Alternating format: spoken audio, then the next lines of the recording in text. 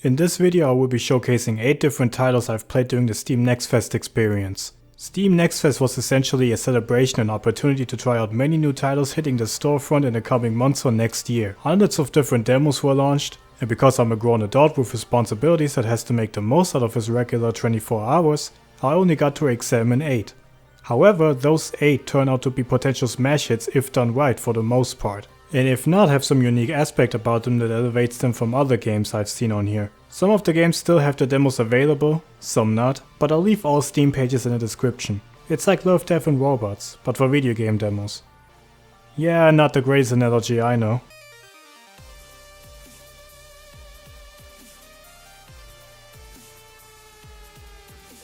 Selaco quickly turned out to be one of my most anticipated titles of this year. It's a gun-fu type shooter inspired by games like Fear 1, running on the GZ Doom engine, a heavily modified Doom 2 engine. Besides aim and shoot, you can dash, slide, side kick.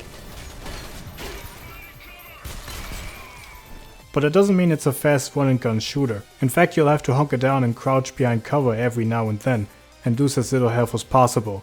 Enemies are super accurate, sometimes try to flank or directly approach you when you don't move. Hearing out enemy dialogue is extra vital since it lets you anticipate where you're getting attacked from, which you will need since you can die pretty fast.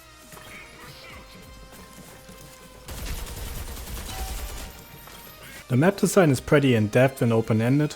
There aren't just linear corridors for the most part, and there are sections where you can decide on different attacking angles. There's codex entries to find for world building or figuring out the many secrets this level has, like a secret stash for a keycard, but there are also other collectibles like cabinet cards or secret rooms, unlocked by a bit of experimenting. There's a lot of interactability. There are medpacks which you will need as health regen is a thing on a certain difficulty level but only up to 35%. There's computers and little items you can pick up and throw, but I have yet to find a good use for that. It feels like there's too much you can interact with and a lot of the times you can do it just for the sake of it. I mean, tell me what to do with this paper stack. Block bullets? This had me searching every nook and cranny for anything useful and necessary for progression like keycards, but my searching sessions ended up taking much more time than the actual shooting. And for the later missions I'd like more of the equal balance between the two. Before the end of the demo you're fighting against the Juggernaut boss, which I wish had gone a little different. It was pretty difficult figuring out for me how to do it, realizing that constant fast movements in order to evade bullets in this case doesn't work the way I thought it would be, and I actually just had to sit again behind cover the whole time and switch positions once he came too close. I think players who use a lot of the movement mechanics should be rewarded a little more. Perhaps make aim tracking for the AI a little less accurate if you do so. It might work that way for the slide option, but I still feel way too skeptical whenever I should dash around or pull some slides. You know anything when I'm about to get cornered. Being unpredictable in your movement should be a little more rewarded unless there's too many bullets flying at you, of course. Another positive I have about this game are the difficulty settings. You have recommended mode for first timers that includes autosaving, manual and quick saving along with short health regeneration, and hardcore, where all save options are stripped away from you so you can only save at certain grand machine that I noticed in my third playthrough, so maybe find a way to make them more apparent. Also, health regeneration is completely gone and spare ammo when reloading is thrown away. Also, a randomizer mode is promised for the full version with randomized pickups, enemy spawns and more. So a lot to look forward to. I assume this is only the first mission meant to showcase what is intended to be the final product. The release is still a long way off, so adjustments can always be made. Also, you can get stuck under this desk by sliding into it in the boss arena.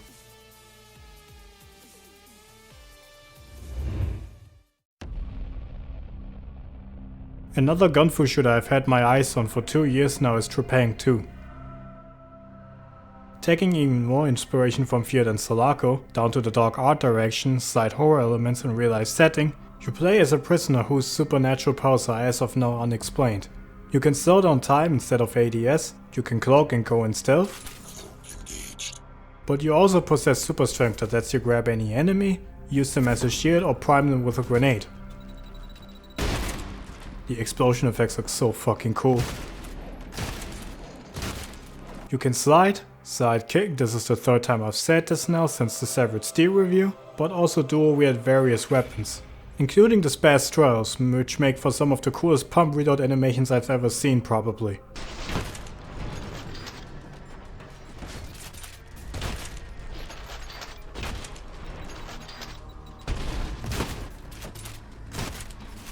The demo includes a single player mission, a side mission, The combat training, which is a survival wave mode including cheat codes like the big heads, but also a sort of death menu that lets you tweak NPC behavior and spawning.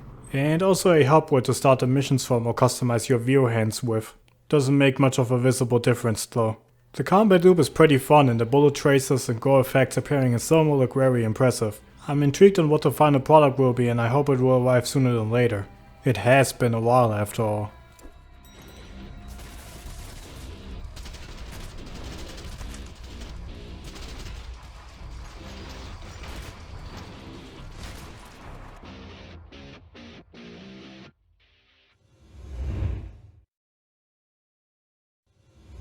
Cult of the Lambs takes from many different games. It's a bit of an action dungeon crawler with minor roguelite elements, while also providing base building elements a la Animal Crossing. It is demanding Animal Crossing but with combat. You defeat heretics and bosses and missions out in the woods to then expand your own personal code. Resources can be collected to build new structures, but other than cooking a meal there's nothing really you can see of that in the demo. I really want to see where they go with these mechanics, as I am a fan of base or home improvement elements a la Metal Gear, XCOM, Animal Crossing or Spiritfarer. The early August release is just around the corner anyway. You Suck at Parking is a straightforward but also very challenging minigame like no other. The goal is to use your limited set of cars to park on all parking spaces in the fastest time possible. Your cars feel direct but also kind of slippery, which poses a bit of a challenge since you can easily fall off the map in certain places. There's jumps, obstacles, mines, deadly railings, big ass fans trying to push you away. It gradually gets harder and harder. The demo had me hooked from the start and I think it could make for a great pick up and play type of minigame to get a little progress in every now and then. This feels like something I'd play on a mobile device, just without the fuel replenishes in every racing game or microtransactions. It could be a banger Steam Deck game, and if the developers ever thought of adding workshop support or a track editor, it can definitely help with the game's longevity. Anyway, I'm awaiting the full release, and if the demo is still available, I think you should check it out.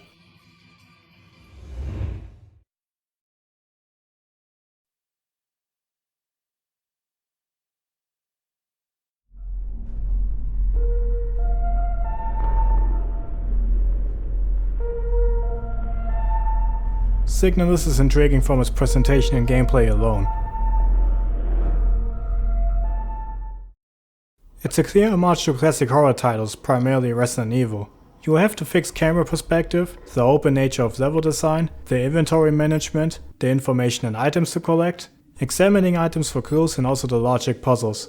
Combat is a bit different from classic RE in where you can freely move and aim while shooting, which makes it less archaic to play. It's very short but successfully gives you the gist on what to expect. I think the game however needs a different color indicator once the room has been cleared of items to collect, since it makes it seem like there's something I missed even though I have everything. The art style and setting reminds me a bit of MGS or Ghost in the Shell, and what the final cutscene is teasing in regards to its story looks especially intriguing. I just hope it doesn't fall into the overly pretentious territory.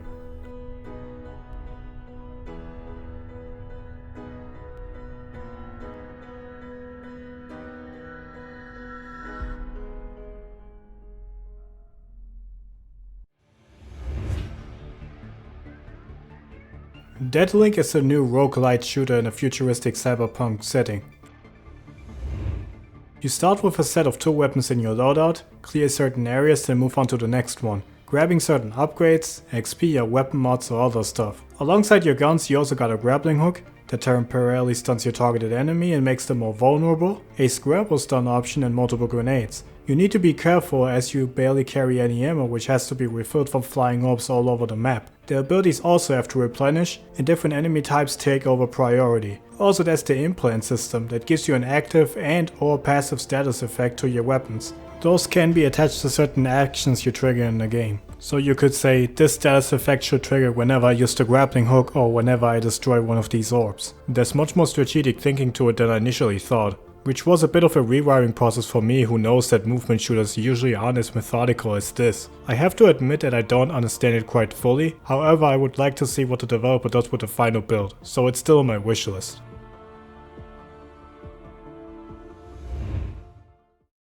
HYPERCHARGE Unboxed got a lot of charm. It's a basic tower defense game that has a unique, cute setting to it. You play as miniature toy soldiers and the demo thus takes place in a, from your perspective, huge ass toy store or home garage. However, it's way too easy. Despite the theme, there's nothing really that makes it stand out. Movement feels very floaty and vaulting doesn't even work right because it works up to a certain height, despite being able to reach ledges higher than intended. The gameplay essentially boils down to 4-minute planning phases, which admittedly are way longer than they need to be. And in those 4-minute planning phases you can pick up health pickups, credits to build traps, turrets and other buildables. It poses a little bit of a challenge in its last few waves, once the spinning Beyblades come around that are honestly pretty funny and cool. The later levels definitely need to change some stuff to put more pressure on the player though. I also would have liked to see how 4-player co-op would have worked. There's drop in drop out 4-player split screen, which is surprisingly very intuitive and easy to set up, especially for a game on PC, I can praise that. But what I've played in demo got mundane, fast. I hope the full version will provide more variety and up the difficulty a little bit. I know the intent of a demo is to not show too much, but this wouldn't convince me to pre-order at all, if I were insane enough to pre-order a video game. I have no problem with being pleasantly surprised.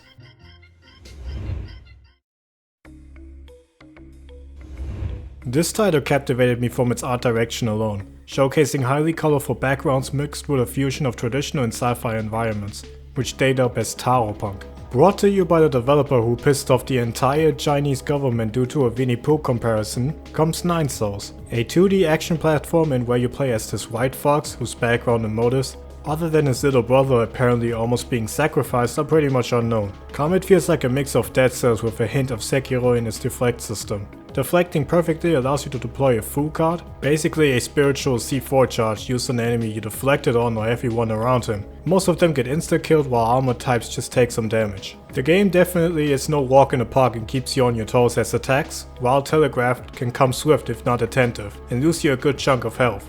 You replenish your HP by the way by smoking a pipe, which is just the coolest shit ever. You'll also encounter a boss, which is definitely no easy feat and will take you multiple tries to get used to its movements till you beat it. This also applies to the second, separate boss challenge, which is stupid hard, and once I realized it repeats after you first cleared, I had to leave.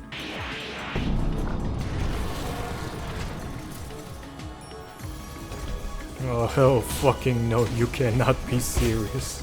Nine Souls is slated for a very late Q2 2023 release, and I'm stoked to see what the full version will entail, as it does look rather impressive from the trailers at least. So those were my favorites from the Steam Next Fest showcase. Again, all links are in the descriptions if you want to check out any of these games. Not all demos are available, but for those that do, I recommend you check them out.